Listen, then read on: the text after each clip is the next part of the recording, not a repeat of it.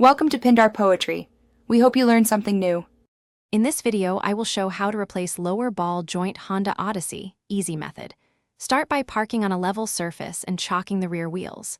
Loosen lug nuts while the wheel is on the ground, then raise and support the vehicle with rated jack stands. Remove the wheel, brake caliper, and rotor as needed. Disconnect the sway bar end link if it restricts movement. I will guide you step by step with clear, safe tips.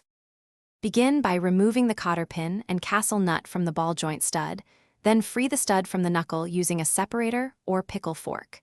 Support the control arm with a jack to relieve spring tension before pressing out the old ball joint.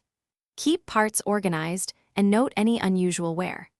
Clean the control arm bore and knuckle to prepare for the new component and avoid contamination during installation. If you like this content, please subscribe and hit like. It really helps keep tutorials coming. Quick recommendation: grab a copy of The Simple Path to Wealth if you want clearer money habits while you wrench on cars.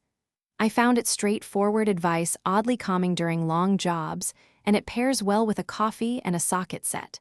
Check the description for the link and other deals, and now let's get back to the video. Press the replacement ball joint squarely into the control arm using a press and correct adapter, ensuring full seating without damaging the boot. Reinstall the knuckle onto the ball joint stud, then tighten the castle nut to the specified torque and insert a new cotter pin. Reassemble brakes and wheel, lower the vehicle, and torque lug nuts in a star pattern.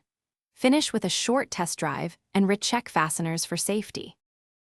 Thanks for watching. Consider subscribing if we helped you.